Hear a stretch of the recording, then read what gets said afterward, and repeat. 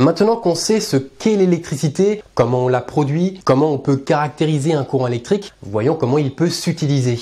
Voyons comment fonctionne une lampe à incandescence classique. Alors, petit prérequis, il faut savoir que toute matière qui est à une température supérieure au zéro absolu émet un rayonnement électromagnétique. Plus la température d'un corps augmente, plus la fréquence de l'onde de ce rayonnement augmente. C'est-à-dire que la longueur d'onde diminue. Pour les températures proches du zéro absolu, on sera dans les ondes radio. Puis quand la température augmente, on ira vers les micro-ondes, puis les infrarouges. Et à partir de 230 degrés Celsius, on commence déjà à entrer dans les longueurs d'onde de la lumière visible et le corps va émettre de la lumière. D'abord le rouge, puis si la température augmente encore, on tendra vers le bleu. En augmentant encore la température, on ouvrira le spectre aux ultraviolets, puis aux rayons X et gamma. Revenons à notre lampe. Elle est constituée d'un culot et d'un plot central séparés par un isolant. Le culot et le plot central sont les contacts électriques de l'ampoule. On a donc des fils conducteurs qui en partent. Et ces fils conducteurs sont reliés entre eux par un filament de métal de tungstène. Ce filament est contenu dans une ampoule de verre remplie d'un gaz noble. Lorsque le courant électrique traverse le filament,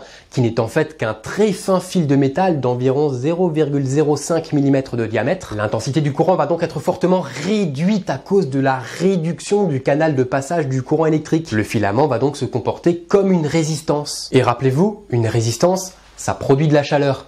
Et dans ce cas, elle est même plutôt élevée, puisqu'on est à peu près à 2500 degrés Celsius pour une lumière chaude. Le problème, c'est qu'à ces températures, la plupart des métaux fondraient. Le point de fusion du cuivre est de 1085 degrés. Celui du fer est de 1538 degrés. Par contre, le point de fusion du tungstène est de 3422 degrés Celsius. C'est la raison pour laquelle on utilise ce métal pour faire les filaments. Il y a néanmoins une usure qui se produit car à ces températures, le tungstène va lentement s'évaporer et le filament va finir par se rompre. Le filament est enroulé en deux spirales, ce qui permet d'augmenter sa longueur et donc la luminosité de la lampe. Maintenant, si le filament était à l'air libre, il brûlerait très rapidement à cause de l'oxygène de l'air qui oxyderait le métal. C'est pourquoi le filament est emprisonné dans une ampoule qui peut être soit sous vide, comme dans les premières ampoules, mais le mieux c'est de les remplir d'un gaz inerte comme le krypton ou l'argon, qui ne vont pas oxyder le métal et qui en plus vont limiter l'évaporation. Parce qu'on le sait très bien, tout ce qui s'évapore plus vite dans le vide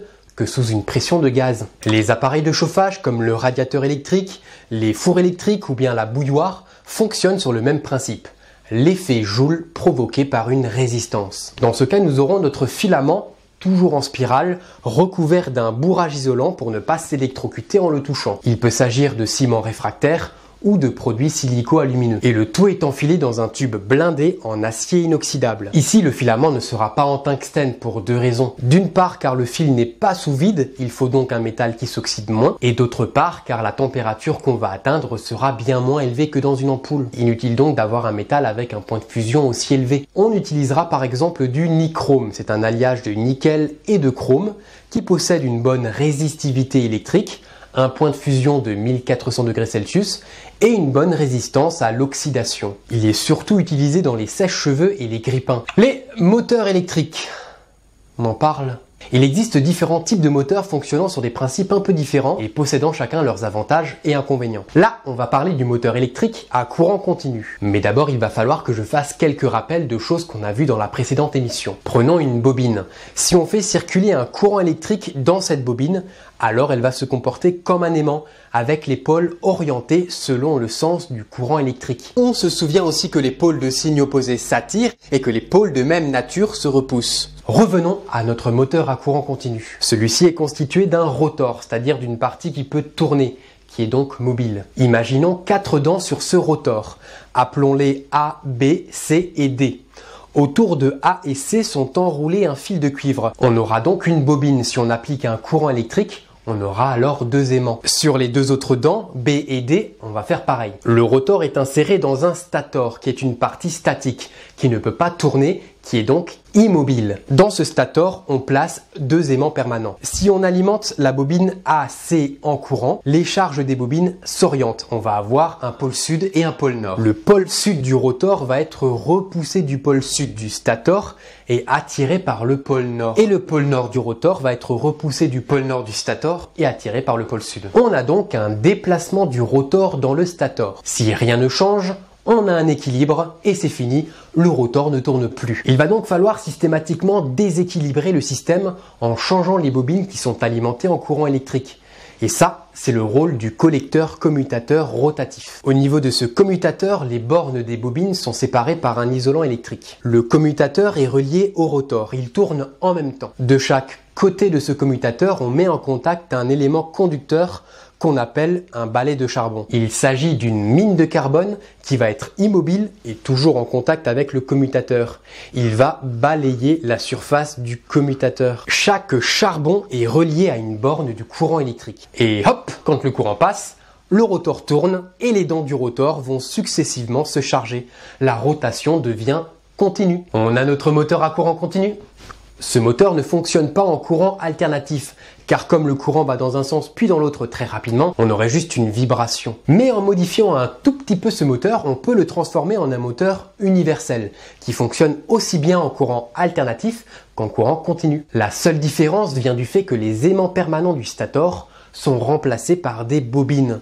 Donc quand le courant passe, elles deviennent des aimants. Ainsi, si on alimente le rotor et le stator, regardez ce que ça donne. Quand AC est chargé sud, le stator à côté est chargé sud, donc il repousse. Et lorsque le courant change de sens, la bobine AC du rotor devient certes un pôle nord, mais la bobine du stator devient elle aussi un pôle nord. Le mouvement peut donc se poursuivre dans le même sens. Et le rotor va tourner en continu même si le courant est alternatif. Parmi les autres types de moteurs qui existent, on retrouve aussi les moteurs pas à pas, le moteur synchrone, le moteur asynchrone, etc. Parlons aussi un peu des dangers de l'électricité pour l'homme, et pour la femme aussi. Le danger sur le corps humain va dépendre de l'intensité du courant électrique. Donc si on a la bonne idée de mettre ses doigts dans la prise électrique de 230 volts, il faudra aussi prendre en compte la résistance du corps humain, et celle-ci est variable. À cette tension, la résistance du corps humain avec une peau sèche est d'environ 1500 ohms, avec une peau humide 1000 ohms et avec une peau mouillée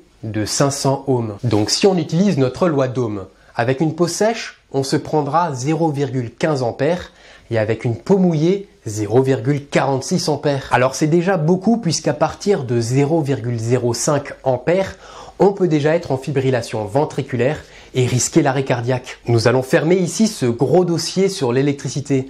J'espère que vous avez tout compris et que ça vous a plu. Si vous êtes intéressé, on pourra peut-être un jour ouvrir un nouveau dossier sur l'électronique pour tout comprendre des circuits et des composants électroniques. Ça peut être intéressant.